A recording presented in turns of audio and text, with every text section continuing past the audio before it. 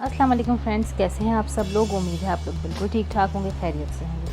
आज मैं आप लोगों के लिए अलिफ अल्लाह और इंसान की 29th एपिसोड लेकर आई हूँ, यानी 29वीं किस्त। चलिए स्टार्ट करते हैं। शाहज़ेब खामोश हो गया। उसे महसूस होने लगा कि वो वाकई नाज़ी को ना समझा पाएगा और ना ही इसकी सोच को बदल पाएगा। सोच तब बदली जाती है जब इंसान किसी नुक्ते पर सर तस्लीम खम कर लेता है, किसी बात को मानने की ख्वाहिश इसके अंदर पैदा हो जाती है, और जब इंसान अपने अंदर से सब कुछ ख़त्म कर देता है तो वो खाम मिट्टी का खनकता हुआ बचने वाला इंसान बन जाता है। शाहज़ेब के चेहरे पर बेबसी के तासुरात नुमायाँ होने लग गए थे। क्या आप मुझे माफ़ नहीं करेंगे? नाज़ी ने पूछा। मैंने आपको सब कुछ माफ़ किया, शाहज़ेब ने भर्राई हुई आवाज़ में कहा। शुक्रिया, अब मैं चलती हूँ। नाज़ी ने इसकी जानिब बगौर देखा और तेज़ी से इसके हुजरे से बाहर निकल गई।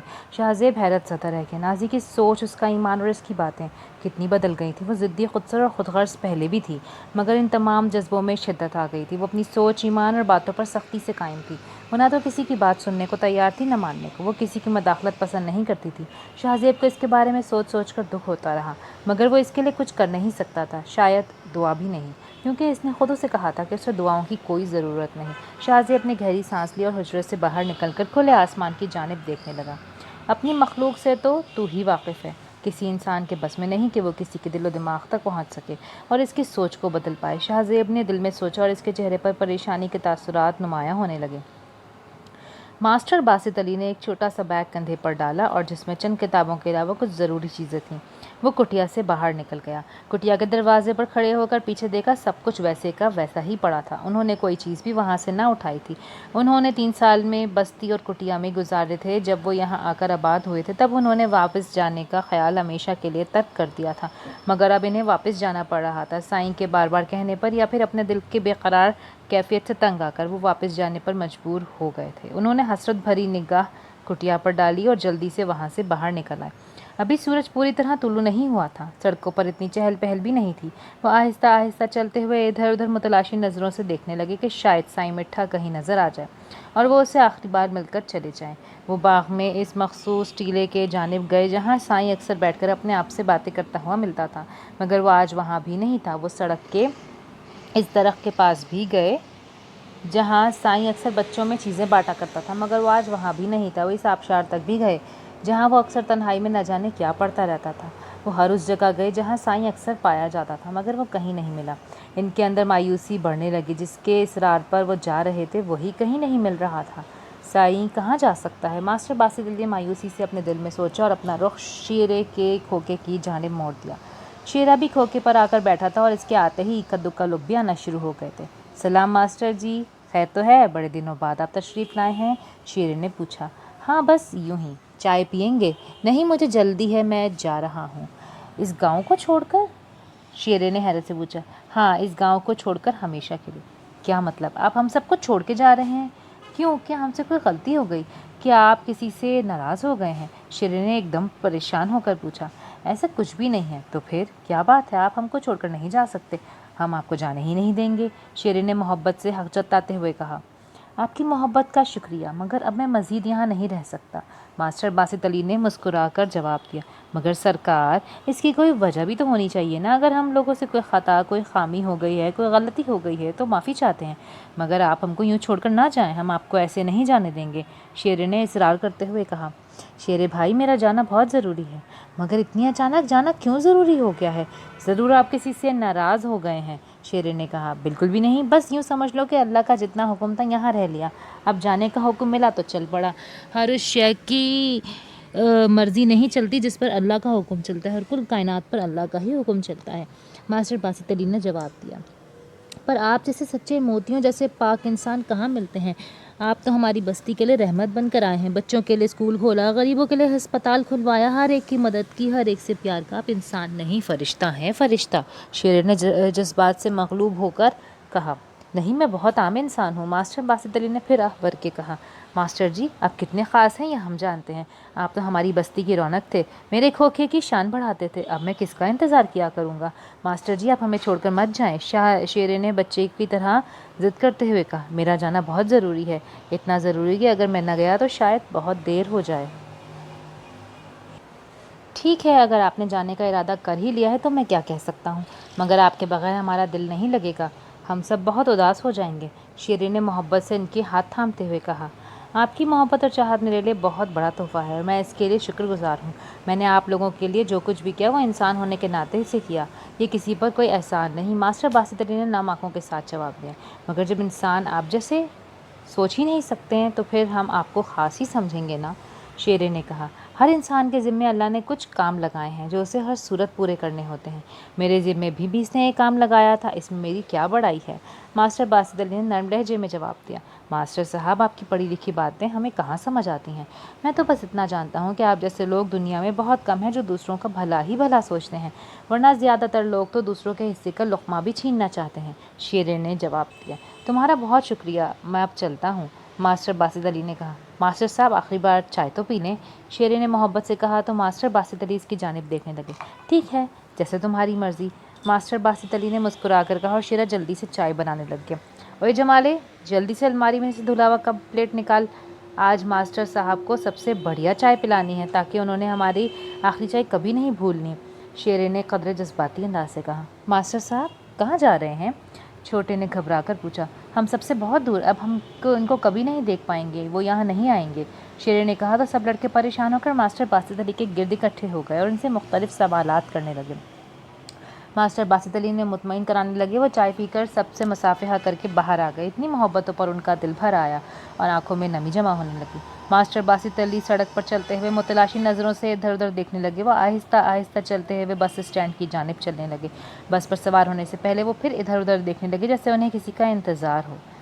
باؤجی، بس چلنے کو تیار ہے، اگر اس میں سوار ہونا ہے تو جلدی کریں ورنہ راستہ چھوڑ دیں، کنڈکٹر نے بڑے خفگی بھرے انداز سے کہا۔ وہ کافی دیر سے اس کے سوار ہو جانے کا انتظار کر رہا تھا۔ ماسٹر باسط علی مایوس دل کے ساتھ بس میں سوار ہو گئے۔ سائیں سے نہ ملنے کا انہیں بہت دکھ تھا، نہ جانے کیوں وہ اس سے آخری بار ضرور ملنا چاہتے تھے اور یہ خواہش ان کے اندر بہت شدید ہوتی جا رہی تھی، مگر سائیں کا کوئی اتا پتہ نہیں تھا۔ وہ مایوس سے بس کی کھڑکی سے باہر دیکھنے لگے۔ بس آبادی سے نکل کر کچے پکے رستوں پر ہچکولے کھاتے ہوئے چلنے لگی تو اچانک ماسٹر باسط علی کی نظر ایک درخت کے نیچے بیٹھے ہوئے سائیں پر پڑی۔ وہ ایک دم خوش ہو کے کھڑے ہو گئے۔ بس یہیں روک دو، مجھے یہاں ہی اترنا ہے۔ ماسٹر باسط علی نے قدرے بلند آواز میں شور مچاتے ہوئے کہا۔ کنڈکٹر نے غصے سے ان کی جانب دیکھا اور بس کو روک دیا۔ ماسٹر باسط علی جلدی سے بس سے نیچے اترے اور قدرے بھاگتے ہوئے سائیں کے پاس آ گئے۔ آپ کہاں تھے؟ میں آپ کو ہر جگہ ڈھونڈتا رہا۔ ماسٹر باسط علی نے سائیں سے شکایتی لہجے میں کہا، ماسٹر تو نے مجھے سچے دل سے ڈھونڈا اور میں تجھے مل گیا، ساری بات تو تیرے سچے من کی ہے نا؟ سائیں نے مسکرا کر کہا، ہاں آج میں جا رہا ہوں، دعا کرنا کہ وہ۔ ماسٹر باسط علی نے جملہ ادھورا چھوڑ دیا، اگر تو اپنے من کو صاف کر کے گیا تو سب راستے صاف ملیں گے، من میں ذرا سا بھی شک، ذرا سا بھی کھوٹ ہوا تو ہر چیز کیچڑ میں لت پت ہو جائے گی۔ سائیں نے نرمی سے جواب دیا، مجھے بہت ڈر لگ رہا ہے، نہ جانے کیوں سوچتا ہوں کہ اس منہ سے اس کا سامنا کروں گا اور اس سے کیا بات کروں گا، اور اگر اس نے مجھے دیکھ کر منہ پھیر لیا تو پھر کیا کروں گا، میں کہاں جاؤں گا؟ ماسٹر صاحب نے اپنے دل میں پیدا شدہ خدشات اس کو بتائے۔ ماسٹر ایک بات پلے باندھ لے، بندہ جو سوچتا ہے وہ ہوتا نہیں اور وہ ہوتا ہے وہ سوچتا نہیں، یہی زندگی کا نچوڑ ہے اور یہی بندہ بشر کی کہانی ہے، انسان کے پاس اپنا کچھ بھی نہیں۔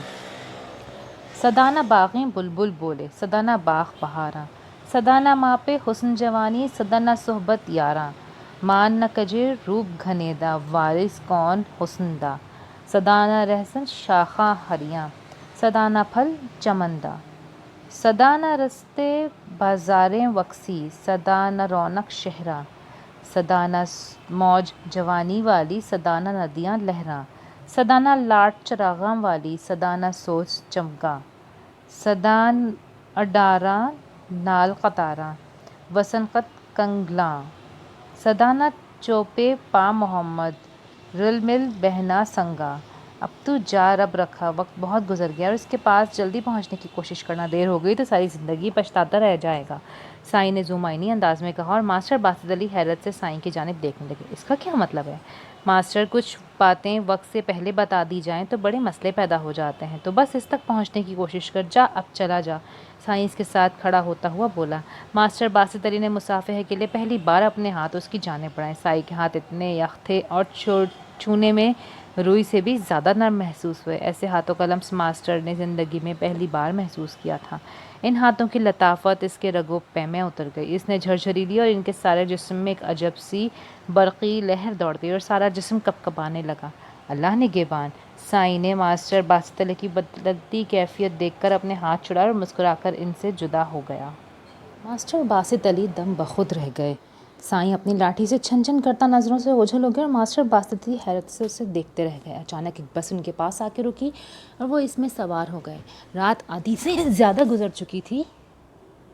अचानक शाहजेब की आंख खुल गई। वो एकदम हड़बड़ा के उठ बैठा और अपनी लाठी को टटोलते हुए इसके सहारे से कमरे में चक्कर लगाने लगा। जब से नाजी इसके पास से गई थी वो कई रोज़ से इज़्तिराब में मुब्तला था और अब 2-3 रातों से अजीब व गरीब ख्वाब भी देख रहा था। कभी नाजी को परेशान देखता तो कभी बासित अली को, मगर आज रात इसने जो ख्वाब में देखा था इसने उसे बेहद मुस्तरब कर दिया था।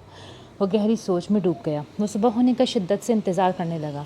उसके लिए एक लम्हा गुजारना मुश्किल हो रहा था। काफ़ी देर बाद परिंदों के चहचहाने की आवाज़ें आने लगीं और उसे सुबह की आमद के बारे में आगाह करने लगी। थोड़ी देर बाद बहराम खान इसके कमरे में आया और इसके चेहरे पर अजीब से तासुरात देखकर चौंक गया। शाहजेब भाई, क्या बात है, आप कुछ परेशान लग रहे हैं, खैरियत तो है? बहराम खान ने पूछा। हाँ, सब ठीक है, उसने जवाब दिया। यूँ लग रहा है आप रात भर सोए नहीं। हाँ, अचानक आँख खुल गई थी। क्या कोई ख्वाब देखा है? बहराम खान मुतजस्सुस से कहने लगे और उसके करीब आकर सरगोशी के अंदाज में पूछा। हाँ, शाहजेब ने आह भर के जवाब दिया। क्या देखा है? बहराम खान, मेरा आखिरी वक्त करीब आने वाला है। शायद अभी दोपहर को या रात को या फिर कल या परसों, मगर बहुत जल्द। लेकिन वादा करो किसी को नहीं बताओगे। शाहजेब ने बहराम खान का हाथ पकड़ते हुए कहा। ये आप क्या कह रहे हैं? वो बौखला गया। जो मुझे बताया गया है वही बता रहा हूँ। मगर यूँ अचानक, इतनी जल्दी? बहराम खान बेरब्त अंदाज में बोला। पूरी कायनात अमर कुन की मोहताज है, जल्दी या देर की नहीं। जब इसका हुक्म आता है तो पूरी कायनात और इसमें मौजूद हर शय को इसका हुक्म मानना ही पड़ता है। शाहजेब ने जवाब दिया। मगर हम आपके बगैर? बहराम खान रोने लग गया। हर एक को अपना वक्त पूरा करना है। सब जिंदा रहते हैं चाहे वो कितना वावेला क्यों ना करें। हर शय उसकी मर्ज़ी की मोहताज है और वो उसी के मुताबिक चलती है। शाहजेब ने जवाब दिया। बहराम खान सिसकियाँ भरने लगा। सुनो, मेरे बाद यहाँ एक शख्स आएगा, उसे मेरी खबर पर ही रोक लेना, उसे कहीं जाने मत देना, इसकी इज़्ज़त करना और अम्मा जी को कहना से इससे कोई शिकायत ना करें और उसे मेरी ही तरह समझे। शाहजेब ने आहिस्ता आहिस्ता उसे बताया। कौन है वो? बहराम खान ने हैरत से पूछा। है कोई, और इसका यहाँ ठहरना तुम लोगों के लिए बेहतर है। उसे जाने मत देना। मेरे बारे में जब तुमसे पूछे तो उसे कहना कि मैंने उसे माफ़ कर दिया। वक्त बहुत कम है मगर लोग डेरे पर मेरे मुंतज़िर होंगे। चलो चलते हैं। शाहजेब ने उठते हुए कहा। आप बैठिए, मैं ड्राइवर को कहता हूँ। गाड़ी निकाले। बहराम खान अपने आंसू पोंछता हुआ कमरे से बाहर निकल गया। डेरे पर बहुत से लोग मौजूद थे। कई तो सुबह होने से पहले ही वहाँ आ गए थे। शाहजेब को गाड़ी से उतरते देखकर सब इसकी जानिब लपके और अकीदतन इसके हाथ चूमने लगे और पौसा देने लगे। सलाम शाह जी, हम गरीबों के लिए दुआ फरमाएं, हम बहुत परेशान हैं। हर कोई अपनी अपनी हाजत बताने लगा। शाहजेब खामोशी से सुनता रहा। क्या बात है शाह जी, आज आप कुछ बोल नहीं रहे? आपकी तबीयत तो ठीक है ना? कई लोगों ने सवाल किया मगर शाहजेब खामोश रहा। मेरा ख्याल है आज तुम लोग चले जाओ, शाह जी की तबीयत ठीक नहीं। बहराम खान ने सब लोगों से कहा तो वह सब इनके लिए दुआएं करते हुए चले गए। शाहजेब अपनी सोचों में गुम था। उसे इनके जाने की खबर ही नहीं हुई। बहराम खान इसकी जानिब बगौर देखता रहा और फिर इसके पास बैठ गया। मैं जानता हूँ आप क्यों उदास हो रहे हैं। ज़िंदगी बहरकैफ ज़िंदगी है, मौत का तस्वुर ही इंसान का दिल हिला देता है। बहराम खान ने बिलावास्ता अंदाज से कहा तो शाहजेब ने चौंक कर उसकी जानिब देखा। मौत का तस्वुर उनको दुखी करता है जिनको ज़िंदगी से प्यार होता है। जिनके लिए ज़िंदगी सिर्फ दिन और रात गुजारने का नाम हो, वो भला ज़िंदगी से क्या मोहब्बत करेंगे। शाहजेब ने आह भर के जवाब दिया। फिर आप क्यों उदास हो रहे हैं? बहराम खान ने पूछा। जब सोचता हूँ कि ज़िंदगी में क्या खोया और क्या पाया, कहीं ज़िंदगी का ये सफ़र रायगां तो नहीं गया, तो उदासी की एक लहर सी उठती है जो रूह को बेकरार करने लगती है। ज़िंदगी में खसारे ज़्यादा नज़र आते हैं और हासिल बहुत कम। शाहजेब ने आभर के जवाब दिया। ये मामला तो हर इंसान के साथ है। शायद कुदरत ने इंसान को बनाया ही ऐसा है या फिर इसकी किस्मत में खसारे ज़्यादा दिखती हैं। इंतहाई कोशिश के बावजूद भी वो कुछ हासिल नहीं कर पाता जिसकी वो तमन्ना करता है। बहराम खान ने कदरे संजीदगी से जवाब दिया जो इसकी मोहब्बत में रहकर कदरे रूहानी गुफ्तगू करने लगा था।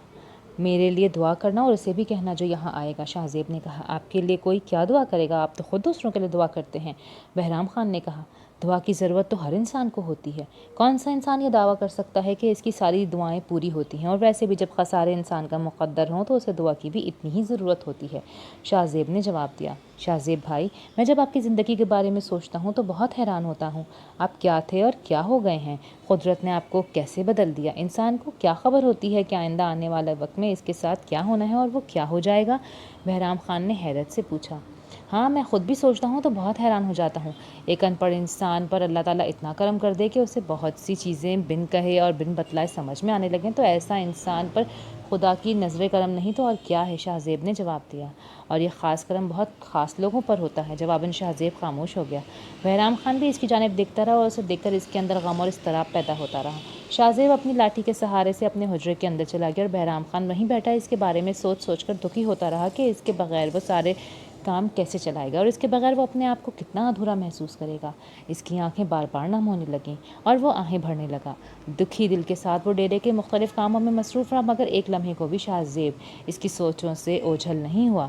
شاہ زیب حجرے میں چارپائی پر لیٹا چھت کو اپنی تاریک آنکھوں کے ساتھ گھورتا رہا اور اپنی سوچوں میں مگن رہا۔ نہ جانے کتنا وقت گزر گیا، اسے کوئی خبر نہیں تھی، مگر ہر سو چھائی گہری خاموشی سے وہ رات کی تاریکی کا اندازہ لگا سکتا تھا۔ اب حجرے کے باہر قدموں کی کوئی چاپ بھی سنائی نہیں دے رہی تھی۔ بہرام خان کو اچانک شہر جانا پڑ گیا تھا، ان کے ایک ڈرائیور کا ایکسیڈنٹ ہو گیا تھا اور بہرام خان کا وہاں پہنچنا بہت ضروری تھا۔ وہ شاہ زیب کو بتا کر چلا گیا اور اس کے جانے کے بعد 2-3 بار ملازمین بھی اسے مختلف ضروریات کے بارے میں پوچھنے کے لیے آتے رہے، مگر اسے کسی شے کی طلب نہیں تھی۔ اس کے ذہن میں پچھلی رات کو دیکھا گیا خواب بار بار گھوم رہا تھا۔ اس نے بہت واضح انداز میں قبر دیکھی تھی اور قبر کے باہر اس نے باسط علی کو بیٹھے دیکھا تھا۔ وہ باسط علی کے پاس کھڑا ہو کر بہت حیرت سے قبر کی جانب دیکھتا رہا اور سوال کرنے کی کوشش کرتا رہا، مگر اس کی زبان اس کا ساتھ نہ دے پائی۔ یہ آپ کی قبر ہے؟ باسط علی اسے بتا رہا تھا۔ میری؟ شاہ زیب حیرت سے سوال کرتا ہے۔ ہاں، بہت جلد آپ اس میں دفن ہو جائیں گے اور میں ہر روز اس پر پھول چڑھایا کروں گا، یہ کام میرے ذمہ لگایا گیا ہے، باسط علی اسے بتاتا ہے اور گلاب کے پھول اور پتیاں دونوں ہاتھوں میں پکڑ کر اس قبر پر پھیلانے لگتا ہے اور آنکھیں بند کر کے دعا میں مصروف ہو جاتا ہے۔ خواب ختم ہو جاتا ہے۔ باسط علی کا میرے ساتھ کیا تعلق ہے؟ وہ خواب دیکھنے کے بعد مسلسل سوچتا رہا، اسے کچھ سمجھ میں نہیں آ رہا تھا۔ اس سے قبل وہ اللہ سے جو سوال پوچھتا تھا اس کا جواب اسے فوراً مل جاتا تھا۔ ایسا بہت کم ہوا تھا کہ کوئی سوال کرتا اور اسے جواب نہ ملتا۔ وہ صبح سے رات تک اٹھتے بیٹھتے، لیٹتے اور سوتے جاگتے مسلسل یہی سوال پوچھ رہا تھا، مگر اسے کوئی جواب نہیں دیا جا رہا تھا۔ ہر بار گہری خاموشی چھا جاتی۔ باسط علی ہی کیوں؟ اس کے ذمہ یہ کام کیوں لگایا گیا ہے؟ میرا اس کے ساتھ کبھی بھی بہت گہرا تعلق نہیں رہا، اس نے مجھے دھوکہ دیا اور میں نے کبھی اسے دل سے اچھا نہیں سمجھا۔ اس سے تو کبھی ملنے کی تمنا بھی نہیں کی میں نے، اسے کبھی اتنا اہم نہیں سمجھا کہ میرے بعد اسے میرا ایک کانپ سو بچاتا۔ اسے اپنے اور باسط علی سے تعلق کی وجہ سمجھ میں نہیں آ رہی تھی اور یہ بات اس کے لیے بہت الجھن پیدا کر رہی تھی۔ اچانک اسے پانی کی شدید طلب محسوس ہونے لگی۔ اس کے حجرے کے باہر برآمدے میں پانی کا گھڑا رکھا تھا۔ وہ اپنی چھڑی کے سہارے آہستہ آہستہ بڑی مشکل سے ٹٹولتا ہوا، ٹھوکریں کھاتا ہوا گھڑے تک پہنچا اور گھڑے پر کوئی ڈھکن نہیں تھا۔ اس نے پاس رکھے گلاس کو ٹٹول کر گھڑے سے پانی ڈال کر نکالا اور آہستہ آہستہ پینے لگا۔ پورا گلاس پی کر وہ پھر حجرے میں چلا گیا اور چارپائی کے ساتھ بچھی چٹائی پر کھڑا ہو کر نماز ادا کرنے لگا۔ اس کا دل بہت شدت سے چاہ رہا تھا کہ وہ خدا کے حضور سجدہ ریز ہو کر اپنی کوتاہیوں اور گناہوں کی معافی طلب کر لے۔ نہ جانے کون سا لمحہ اس کی زندگی کا آخری لمحہ ہو۔ وہ جیسے ہی نماز ادا کرنے کے لیے کھڑا ہوا، اس کی طبیعت بگڑنے لگی اور گھبراہٹ پیدا ہونے لگی، پیٹ میں درد کے ساتھ ابکائیاں آنے لگیں۔ وہ وہیں تیورا کر گر گیا۔ اس نے مدد کے لیے کسی کو بلانا چاہا، مگر اس کے حلق سے آواز نہیں نکل رہی تھی۔ وہ یوں ہی تڑپنے لگا۔ اس نے چھڑی کے سہارے اٹھنا چاہا اور چارپائی پر بیٹھنا چاہا، مگر نہ تو اس کی ابکائی رک رہی تھی اور نہ ہی درد۔ کتنی ہی دیر وہ اسی اذیت بھری کیفیت سے دوچار رہا اور پھر آنکھیں بند کر لیں۔ اس کی سانس رک گئی ہمیشہ کے لیے۔ صبح ہوتے ہی بہرام خان ڈیرے پر پہنچا تو جلدی سے حجرے کا دروازہ کھول کر اندر داخل ہوا۔ چائے پائی پر شاہ زیب کے مردہ جسم کو دیکھ کر گھبرا گیا۔ شاہ زیب کا سارا جسم نیلا ہو رہا تھا اور منہ سے ہلکی ہلکی جھانک بھی نکل رہی تھی۔ یوں محسوس ہو رہا تھا جیسے اس نے کوئی زہریلی شے کھا لی ہو۔ بہرام خان نے ملازموں کو بلایا۔ اس وقت اکا دکا ڈیرے پر موجود تھے۔ شاہ جی نے رات کو کیا کھایا تھا؟ انہوں نے سب سے پوچھا۔ انہوں نے تو رات کو کھانا ہی نہیں کھایا، کوئی شے بھی نہیں کھائی، بہرام خان کو بتایا گیا۔ پھر انہوں نے کیا کھایا؟ بہرام خان نے ان کے ہاتھوں اور پاؤں کے نیلے ناخن دیکھتے ہوئے سوچا اور ان کا جسم اچھی طرح چیک کرنے لگا کہ کہیں سانپ یا بچھو نے ڈس تو نہیں لیا، مگر جسم پر کسی قسم کا کوئی نشان نہیں تھا۔ وہ اور پریشان ہو گیا۔ خان جی، ہو سکتا ہے شاہ جی نے گھڑے سے پانی پیا ہو۔ ایک ملازم جو کہ دروازے پر کھڑا تھا اچانک گھڑے کی جانب دیکھتے ہوئے بولا۔ ہاں دیکھو اس میں کوئی، بہرام خان نے کہا تو اس نے ملازم نے ان کے کہنے پر گھڑے کے اندر جھانکا اور اسے شے نظر آئی۔ اس نے جلدی سے گھڑا زمین پر توڑ دیا۔ اس میں ایک چھوٹا سا مرا ہوا سانپ تھا۔ سب خوف اور حیرت سے اسے دیکھنے لگے۔ اف میرے خدایا، یہ کیا؟ یہ شخص جو بڑے بڑے سانپوں اور اژدہوں سے کبھی نہیں ڈرا، نہ جانے کتنے سانپ، کیکڑوں اور بچھوؤں کو اپنے ہاتھوں سے مار دیتا تھا، اس کی موت اس چھوٹے سے سانپ سے ہو گئی۔ بہرام خان بری طرح سسکنے لگا۔ یہ سانپ تو ایک وجہ ہے، ورنہ وہ تو کل صبح ہی اپنی موت کی پیشن گوئی کر بیٹھا تھا۔ یہ بات صرف بہرام خان جانتا تھا، اس کے علاوہ اور کوئی نہیں۔ شاہ زیب کی موت کی خبر ہر طرف پھیلنے لگی۔ کسی کو یقین نہیں آ رہا تھا۔ زیتون بانو کا تو رو رو کے برا حال تھا۔ گاؤں کے ہر فرد کی آنکھیں نم تھی۔ اس کی عمر صرف 40 سال تھی۔ اس کا وجود پورے گاؤں کے لیے ایک رحمت بن چکا تھا۔ اس نے نہ کبھی مزاروں کو ڈانٹا تھا، نہ کبھی تنگ کیا تھا، نہ کبھی کسی کی حق تلفی کی تھی، اور نہ ہی انہیں کبھی شکایت کا موقع دیا تھا۔ اس کی موت پر لوگ دل سے دکھی ہو رہے تھے۔ کسی گھر میں چولہا نہیں جلاتا، سب لوگ اسے دل سے چاہتے تھے۔ اس کا کہا کبھی نہیں ٹالا، اور جب سے انہیں یقین ہو گیا کہ اس کی مانگی ہوئی دعائیں پوری ہوتی ہیں تو وہ محسوس کرنے لگے تھے کہ اس کا اللہ کے ساتھ کوئی گہرا تعلق ہے۔ اسی لیے وہ شاہ زیب سے شاہ جی مشہور ہو گیا تھا۔ لوگ بہت پر امید ہو کر اس کے پاس آتے تھے۔ وہ کوئی بڑا دعویٰ نہیں کرتا تھا کہ وہ کوئی اللہ والا ہے یا کوئی پیر فقیر۔ وہ سب کے لیے ہاتھ اٹھا کر اجتماعی دعا کرتا تھا۔ کسی کی کیا دعا ہوتی، کب اور کیسے پوری ہو جاتی، اسے خود بھی خبر نہیں ہوتی۔ اسے تب پتہ چلتا جب لوگ اس کے پاس شکریہ ادا کرنے آتے، اور ان کو خوش اور مشکور دیکھ کر وہ خدا کا شکر بجا لاتا، اور اس کی ساری زندگی لوگوں کے سامنے کھلی کتاب تھی۔ ہزار کوشش کے باوجود بھی وہ یہ نہیں جان پائے تھے کہ اچانک شاہ زیب کے ساتھ کیا ہوا تھا کہ وہ اللہ والا ہو گیا۔ وہ تو بس اتنا جانتے تھے کہ اس کی آنکھیں ویران ہوئیں اور انہوں نے دنیا کو دیکھنا چھوڑ دیا تھا۔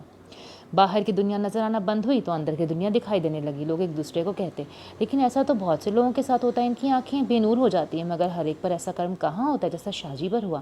وہ اللہ کے خاص بندے تھے۔ ان میں سے کسی نے جواب دیا، ہاں یہ تو اللہ کے نظر کرم کی بات ہے، ہر کوئی اس قابل کہاں ہوتا ہے۔ کوئی اور جواب دیتا، شاہ جی کے جانے سے گاؤں کتنا خالی خالی ہو گیا ہے، اب کوئی اور ایسا دکھائی نہیں دیتا جو ان کی جگہ لے۔ ہاں وہ سب مایوسی سے باتیں کرنے لگتے۔ سارا گاؤں حویلی کے وسیع اور عریض صحن میں جمع تھا۔ زیتون بانو نے رو رو کے برا حال کر رکھا تھا۔ وہ بار بار وہ بے ہوش ہو جاتی، تھوڑی دیر کے لیے ہوش میں آتی، شاہ زیب کی کفن شدہ میت کو دیکھتی اور پھر گر جاتی۔ بہرام خان اب کس بات کی دیر ہے، شام ہو رہی ہے، نماز جنازہ ادا کر دینی چاہیے، شاہ زیب کے ماموں نے کہا۔ ہاں بس مولوی صاحب کا انتظار ہے، وہ ساتھ والے گاؤں کا ایک جنازہ پڑھانے گئے ہیں، اب تک نہیں آئے، بہرام خان نے کہا۔ کیا تم نے ان کو نماز جنازہ پڑھانے کو کہا تھا؟ ہاں، بہرام خان نے جواب دیا۔ سب منتظر تھے کہ کب مولوی صاحب تشریف لاتے ہیں۔ اچانک تیز آندھی چلنے لگی اور اس کے ساتھ ہی تیز بارش شروع ہو گئی۔ سب گھبرا گئے، میت کو اندر کمرے میں رکھا گیا، لوگ تتر بتر ہو گئے، کچھ اپنے گھروں کو چلے گئے۔ ساری رات بارش ہوتی رہی، پورے گاؤں میں جل تھل ہو گئی، ہر طرف کیچڑ اور پانی کا جمع ہونا شروع ہو گیا تھا۔ اگر شاہ زیب نیک انسان نہ ہوتا تو ہر کوئی یہی کہتا کہ یہ سب اس کے گناہوں اور برے اعمال کا نتیجہ ہے کہ قدرت نے اتنا طوفان برپا کر دیا، مگر شاہ زیب کی عصمت اور عظمت کو دیکھ کر ہر کوئی گواہ تھا کہ اس کے بارے میں کوئی برا لفظ کہنا بھی اس کی شان میں گستاخی کے برابر تھا۔ نہ جانے قدرت کی کیا مصلحت تھی کہ جو رات اس نے قبر میں گزارنی تھی وہ حویلی کے کمرے میں اپنے عزیزوں کے درمیان گزاری۔ صبح ہوتے ہی بارش تھم گئی اور موسم قدرے خوشگوار ہو گیا۔ صاف شفاف نیلے آسمان پر سورج بہت پرسکون انداز میں چمک رہا تھا۔ سب نماز جنازہ کے لیے قبرستان پہنچ گئے۔ ماسٹر باصر علی رات بھر سفر کر کے ڈیرے پر پہنچا تو وہاں کوئی نہیں تھا۔ ڈیرے پر اتنی ویرانی اور اداسی تھی، انہیں کوئی نظر نہیں آیا۔ جب سے وہ شاہ زیب کے بارے میں پوچھتے، وہ مخمصے کا شکار ہو رہے تھے۔ ڈیرا یوں کبھی بھی ویران نہیں ہو سکتا، ضرور کوئی خاص بات ہے، اور وہ حویلی جانا نہیں چاہتا تھا۔ زیتون بانو سے نظر ملانے کی اس کی ہمت نہیں تھی۔ وہ بیگ اپنے کندھے پر ڈالے ڈیرے کو جاتی ہوئی سڑک پر چلنے لگا۔ اچانک لوگوں کا ایک بہت بڑا ہجوم جنازہ اٹھائے ڈیرے کی طرف آتا دکھائی دیا۔ یوں لگ رہا تھا پورا گاؤں جنازے کے ساتھ ہو۔ ماسٹر باسط علی کا دل زور زور سے دھڑکنے لگا۔ وہ لوگ ڈیرے پر آنے کے بجائے اس سے قدرے فاصلے پر رک کر میت کو دفنانے کی تیاری کرنے لگے۔ ماسٹر باسط علی کو ہجوم چیرنا پڑا اور آگے بڑھنا پڑا، اور شاہ زیب کی میت کو دیکھ کر وہ ٹھٹک کر رہ گیا۔ جا، جلدی چلا جا، ورنہ بہت دیر ہو جائے گی۔ سائیں کے الفاظ ان کے ذہن میں گونجنے لگے۔ یہ کیسے ہو سکتا ہے؟ ماسٹر باسط علی اپنی حواس پر قابو نہ رکھتے ہوئے چلانے لگے۔ بہرام خان نے چونک کر اس اجنبی شخص کو دیکھا اور اسے شک سا ہونے لگا کہ شاید یہ وہی شخص ہے جس کا ذکر شاہ زیب نے کیا تھا۔ آپ کون ہیں؟ بہرام خان نے ماسٹر باسط علی سے پوچھا۔ ماسٹر باسط علی کے پاس کہنے کو کچھ نہیں تھا۔ وہ بلند آواز میں زور زور سے روتے رہے۔ ان کی آہ و بکا دیکھ کر سب لوگ حیران رہ گئے۔ بہرام خان جلدی کرو، بہت دیر ہو رہی ہے، شاہ زیب کے ماموں نے کہا، اور سب نے مل کر شاہ زیب کو لحد میں اتارا۔ سب لوگوں نے دعا کے لیے ہاتھ بلند کیے اور دعا پڑھنے کے بعد ان کی قبر پر پھول چڑھائے۔ سب آہستہ آہستہ وہاں سے جانے لگے، مگر بہرام خان کی نظر ماسٹر باسط علی پر تھی، جو ایک درخت کے نیچے کھڑے ہو کر شدت سے آنسو بہائے جا رہا تھا۔ سب کے جانے کے بعد بہرام خان اس کے پاس آیا۔ آپ کون ہیں اور کہاں سے آئے ہیں؟ بہرام خان نے پوچھا۔ ایک گنہگار، ماسٹر باسط علی سسکتے ہوئے بولے۔ کیا آپ شاہ زیب بھائی کو جانتے تھے؟ بہرام خان نے اس سے پوچھا۔ مجھ سے زیادہ کون ان کو جانتا ہوگا؟ میں ان کا گنہگار اور مجرم ہوں، ان سے معافی مانگنا چاہتا تھا۔ نہ جانے کیوں دیر ہو گئی، ماسٹر باسط علی نے آنسو پوچھتے ہوئے کہا۔ انہوں نے آپ کو معاف کر دیا تھا، ماسٹر باسط علی کو بہرام خان نے بتایا۔ کیسے؟ ماسٹر باسط علی نے پوچھا۔ بہت اللہ والا تھے، ان کو آپ کی آمد کی خبر ہو چکی تھی، بہرام خان نے اسے بتایا۔ تم نہیں جانتے وہ کون ہے؟ سائی کے الفاظ پھر ماسٹر باسط علی کے ذہن میں گونجے۔ اللہ والے؟ ماسٹر باسط علی بڑبڑائے۔ ہاں، اللہ کے خاص بندے۔ جب سے ان کی آنکھوں کی روشنی چلی گئی تھی، اللہ نے ان کے دل کی آنکھوں کو روشن کر دیا تھا۔ ان کو بہت سچے خواب نظر آنے لگے تھے اور ان کی کئی باتیں اور دعائیں پوری ہونے لگی تھیں۔ انہوں نے کل مجھے اپنی موت کی خبر بھی دی تھی، بہرام خان نے بتایا تو ماسٹر باسط علی چونک کر اس کی باتیں سننے لگے۔ انہیں اپنی سماعتوں پر یقین ہی نہیں آ رہا تھا۔ سائیں گاہے بگاہے شاہ زیب کے بارے میں اسے جو کچھ ذو معنی انداز میں بتاتا تھا وہ سچ ثابت ہو رہا تھا۔ ماسٹر باسط علی کے اندر وہی اضطراب پیدا ہونے لگا جو انہوں نے سائیں کی وساطت سے آسمان کو دیکھتے ہوئے محسوس کیا تھا۔ ان کے اندر پھر وہی دریچے کھلنے لگے، روشنی کی وہ لہر پھر نمایاں ہوئی اور نمودار ہو گئی جو ان کے قلب و روح کو بے قرار کر رہی تھی۔ رگو پے میں برقی لہر سی دوڑنے لگی، ان کے چہرے کی رنگت بدلنے لگی۔ آپ کو کیا ہو رہا ہے؟ بہرام خان نے چونک کر پوچھا۔ معلوم نہیں، ماسٹر باسط علی نے سرخ تپتے چہرے پر ہاتھ پھیرتے ہوئے کہا اور وہاں سے جانے کے لیے مڑنے لگا۔ آئیے آپ بھی قبر پر پھول ڈال دیں، بہرام خان نے کہا اور ماسٹر باسط علی اس کی سنگت میں قبر پر چلے گئے اور جیسے جیسے قبر پر پھول ڈالنے لگے ان کے اندر کے اضطراب کو سکون ملنے لگا۔ برقی لہر جو رگو پے میں آگ لگا رہی تھی سرد پڑنے لگی، ان کے بے قرار وجود کو سکون سا میسر آنے لگا۔ ایسا سکون انہیں بہت عرصے بعد پہلی بار نصیب ہوا تھا۔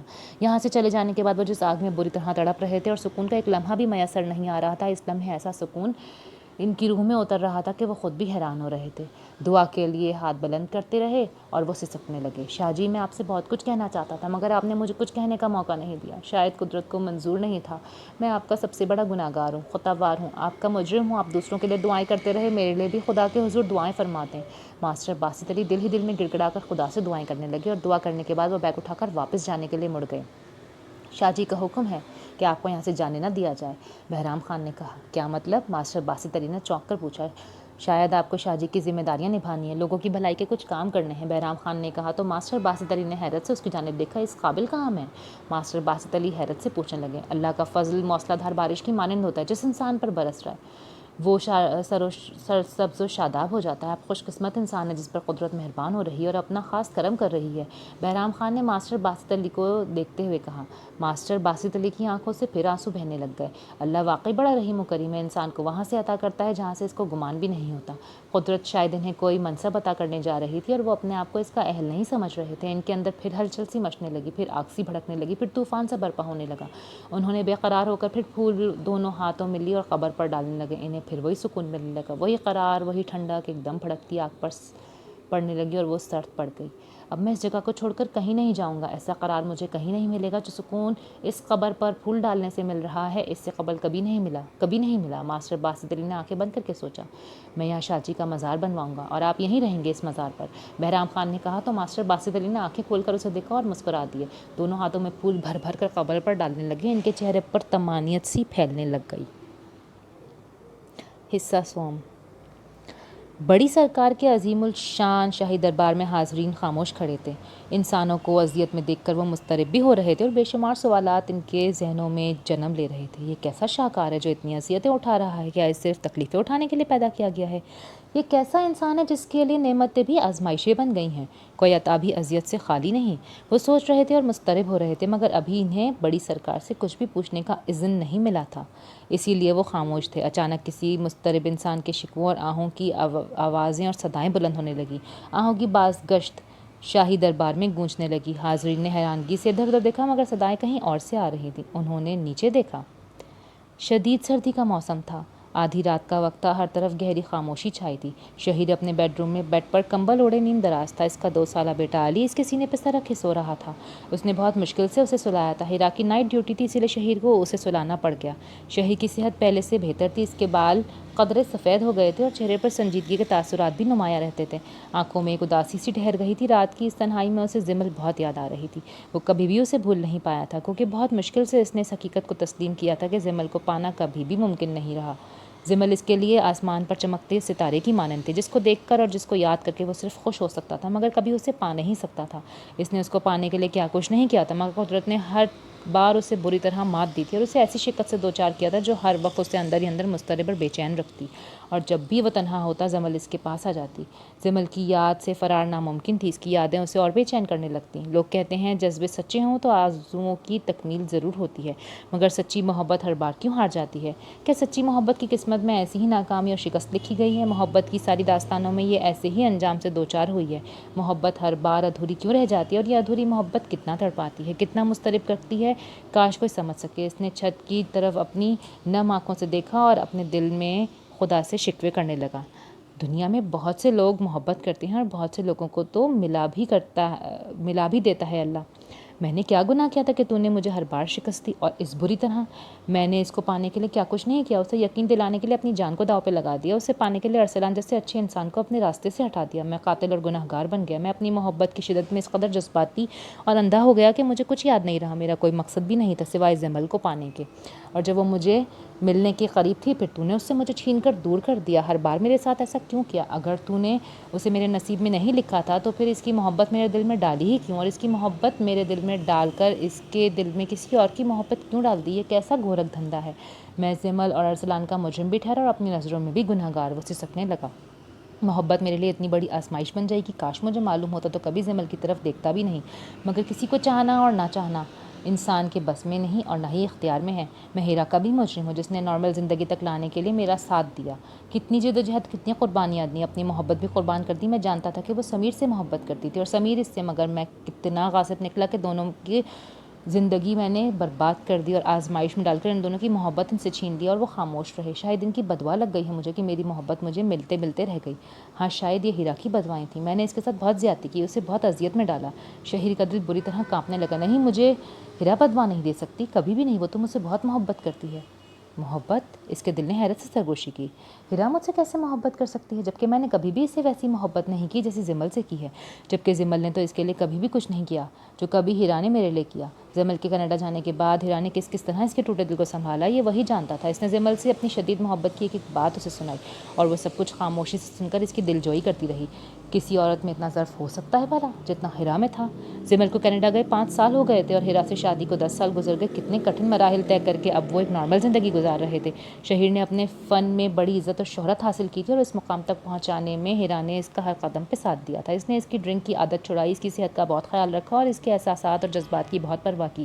اس نے اپنا سب کچھ شہیر کو دے دیا، اور شاید محبت بھی۔ نہیں، وہ مجھے کبھی بھی نہیں دے سکتی جو اس کے دل میں سمیر کے لیے مخصوص تھا۔ جس طرح سے میں جمل سے محبت نہیں روک پایا، اس طرح سے وہ سمیر سے محبت کرنا بھی نہیں چھوڑ سکی ہوگی۔ علی نے کروٹ بدلی اور رونا شروع ہو گیا۔ شہیر نے اسے گلے سے لگایا اور چپ کرانے لگا، مگر وہ روتا ہی چلا جا رہا تھا۔ وہ اسے اٹھا کر گلے سے لگا کر کمرے میں چکر لگانے لگا، اسے محبت سے والہانہ انداز میں چومنے لگا۔ یہ محبت کتنی مختلف ہے اس محبت سے جو میں جمل سے کرتا ہوں۔ محبت کا ہر روپ کتنا انوکھا اور دل فریب ہے۔ علی کو کچھ ہو جائے میں برداشت نہیں کر پاؤں گا، علی کو میں اپنے آپ سے جدا نہیں کر پاتا۔ یہ میرے وجود کا حصہ ہے، میرا خون، میری نسل، میری محبت کی نشانی، شاید میرا سب کچھ، مگر اس کے لیے محبت اور ہے، اور جمل کے لیے اور ہیرا کے لیے اور۔ ہیرا سے میں کیسی محبت کرتا ہوں؟ ہیرا مجھے کمرے میں نظر نہ آئے تو میں اسے مس کرتا ہوں، دکھائی نہ دے تو دیکھنے کو بےتاب ہو جاتا ہوں، اور روٹ جائے تو مضطرب ہو جاتا ہوں۔ رات گئے تک اسے مس کالز دیتا رہتا ہوں، پھر بھی میں اسے ہیرا کو جمل جیسی محبت نہیں کر پایا۔ وہ علی کو کندھے سے لگائے کمرے کے گرد چکر لگانے لگا۔ اس کا موبائل بجنے لگا۔ ہیرا کا فون تھا۔ کیا آپ سو رہے تھے؟ نہیں۔ کیوں؟ علی اٹھ گیا تھا، اس کو سلا رہا ہوں، ابھی سویا ہے۔ شہیر نے آہ بھر کے جواب دیا۔ کیا آپ نے میڈیسنز لی؟ ہاں۔ اپنا خیال رکھیے گا اور سو جائیں، ہیرا نے کہا۔ تھینکس، وہ بولا۔ ہیرا؟ وہ قدرے توقف کے بعد گویا ہوا۔ جی، وہ ایک دم بولی جیسے کچھ سننے کے لیے شدید بےتاب ہو۔ Heera, thanks for your care and your love. I miss you. Oh no, وہ مایوس کن لہجے میں بولی۔ ہاں، اپنا خیال رکھنا، سردی بہت ہے، شہیر نے کہا اور موبائل فون آف کر دیا۔ میں ہیرا سے کبھی بھی اظہار محبت نہیں کر پاتا، میری زبان کیوں رک جاتی ہے، الفاظ میرا ساتھ کیوں چھوڑ دیتے ہیں۔ میں اس کا بہت شکر گزار ہوں، اس کا معترف ہوں، اس سے محبت بھی کرتا ہوں، مگر اس سے کہہ نہیں پاتا۔ شاید اس لیے کہ ڈرتا ہوں کہ وہ میری محبت کا یقین نہیں کرے گی، اور مجھے جمل سے اپنی محبت کا بھرم بھی تو رکھنا ہے کہ میں اس سے جیسی محبت کرتا ہوں ویسے کسی سے نہیں کر پاؤں گا۔ یا خدایا، یہ تو نے میرے ساتھ کیسا کھیل کھیلا ہے، تو نے ہمیں کتنا الجھا دیا، تو نے ہمیں کتنا مضطرب کر دیا۔ کاش تو یہ سب کچھ نہ کرتا، کاش محبت کو ہمارے لیے اتنی بڑی آزمائش نہ بناتا، کاش تو۔ شہیر اپنی آنکھوں میں آنسو بھر کر چھت کی طرف دیکھنے لگا اور سسکنے لگا۔ اس کی آہیں اور سسکیاں سن کر حاضرین محفل بھی مضطرب ہو گئے اور سفید روشنی کی طرف استفہامیہ اور حیران کن نظروں سے دیکھنے لگے، مگر ہر طرف گہری خاموشی تھی۔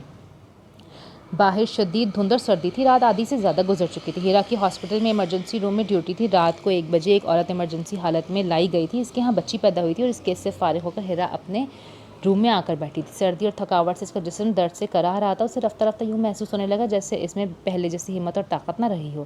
اس کے اعصاب تھکنے لگے تھے، زندگی کے اتنے سال انتہائی جدوجہد میں ہی گزرے تھے، پہلے تعلیم حاصل کرنے کی تگ و دو، پھر شادی کے بعد اپنے آپ سے لڑنا، سمجھانا اور شہیر کو سنبھالنے میں گزر گئے۔ باقی آئندہ اگر آپ کو یہ پارٹ پسند آیا ہے تو please do like, share and subscribe my channel. ملتے ہیں اگلی ویڈیو میں، تب تک کے لیے اللہ حافظ۔